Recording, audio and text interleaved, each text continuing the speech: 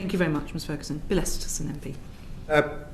Thank you very much, Chair. Your cost of living champion, Richard Walker, wrote in the Sunday Times yesterday that there should be a short-term intervention by the government to prevent profiteering in the short term from surging oil and fuel prices. Are you going to follow his advice? I've just seen him to say we need to discuss those proposals urgently together. But we are looking at measures to deal with profiteering. I've already asked the CMA to look at this. I think we might look at what further teeth we can give the CMA to deal with this. I think there isn't enough regulation in this area. I want to see more on price gouging or profiteering. We absolutely need to bear down on it, and so we're actively considering whether the CMA should have additional powers to deal specifically with that. But at the moment, we're making sure they're focused on anti-profiteering steps that they can take now. One of the reasons for asking the question, it costs £40 billion to support energy bills in 2022. Preventing excess profiteering might be one way of supporting consumers. And are you considering targeted support this time rather than the universal offer, given just how expensive it was last time? Well, again, we're looking this afternoon at the approach we might take. I'm acutely aware of how much it cost last time round, and I'm acutely aware of the state of the public finances. But we will look this afternoon at what the appropriate approach is. There are difficulties in that we don't yet know the extent of the challenge we're facing, because we don't know when this conflict is going to come to an end. But we're actively looking at what measures we can put in place. Yeah, well, that of course is true, but we've got a pretty fair... I mean, you said earlier a couple of times that you don't want to alarm people, but people can see the prices going up now at the pumps. They can see it if they're on heating oil. People want answers now, Prime Minister. Yeah, we are looking at what support we can put in, and as soon as we're able to answer the question what exactly that looks like, we will make it clear. Obviously, we're looking at, in the first instance, at what happens when the current price cap ends, which is the end of June. I think the one we're equally focused on is the one after that, because the June to September-October period is when only about 7% of only about 77% of energy is used within households. It's after that it gets very heavy. So we're both looking at the end of June, but also looking ahead to the September-October position as well, which is when the energy percentage of energy being used goes up considerably for very obvious reasons. Yes, thank you. We touched on industry earlier in one of your answers.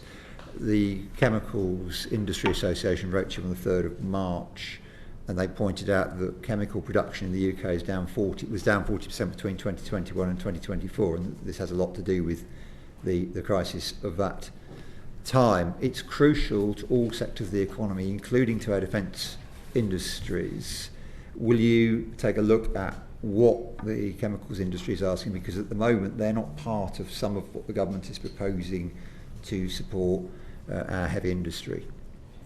Yes, we're prepared to look across the board, but I don't want to give the impression to the committee that we can simply put in any support to any sector to the extent that every sector will necessarily want. That's why we need to look carefully at what is possible. But we'll obviously look at the chemical sector for the reasons you've set out.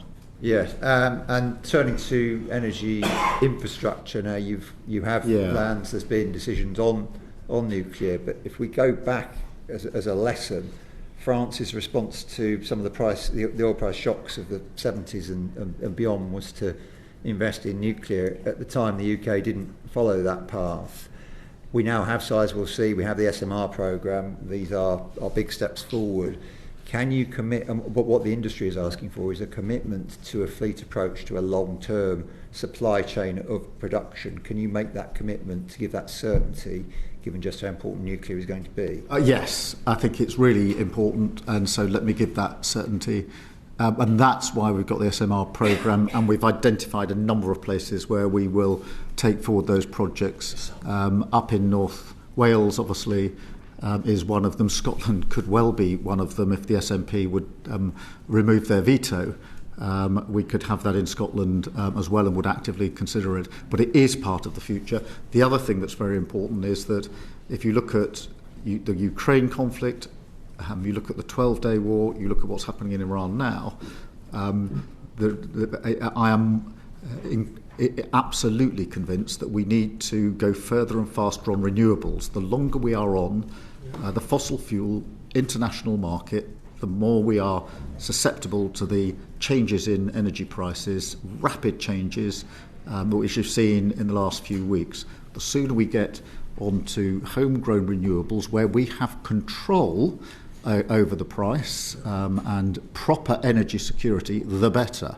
And that is obviously one of our major missions in government. It's the right thing to do. And recent weeks have shown that rather than slowing down, we should go faster. Yes, and for consumers to be able to take advantage of it, it's going to be really important. This is what my committee hears again and again and again, that the price of electricity is brought down so people can afford to make that change. At the moment, electricity is more than 4 times the price of gas. It makes it very difficult to make that switch. Will you take the action needed to close that gap between the electricity and gas price? Yeah, I've been looking at specifically how we can do that for reasons that you will understand. We need to bring the price of electricity down, and we will. And there are a number of possible ways of doing that, but we will do it. The fact that we've got more renewables now than we had at the outbreak of the Ukraine war has helped us a bit in responding in recent weeks, but it shows you the potential if we were able to go further and faster on renewables and actually get control of our own energy prices, because all the time we're on the international market, as soon as there's a conflict, the same thing happens, which is prices go up, we can't control that, and households and businesses are then at the mercy of the markets. We have to get off that system. We have to get to renewables more quickly. Thank you. And one of the challenges of more use of electricity is the state of the grid, which is another big project on your desk. Is there anything you can tell us about what plans there are? Because that's a very long-term programme to change. No, you're absolutely right. When I came into politics in 2015, I never thought I'd spend so much of my time talking about the grid. But it is vitally important, again, underinvested for years. We are making real progress now. We've got a new chair of the grid, as you may know, and we're working on the entire infrastructure, but also how you can do localised support and plugging into the grid. It's one of the most important things, but we are working at speed on that, and I'm very happy to write to the committee setting out fuller details of the work that we are doing, but also where we want to take this to. Thank you. And I think certainly some of the local stuff that's going on has been very helpful to people where that works. There are still some structural issues, but I'll leave that for now and bring in Jamie Stone MP. Mr. Stone. Yes. Good afternoon, Prime Minister. Apropos of what you've just been talking about, Prime Minister, we know that out in the north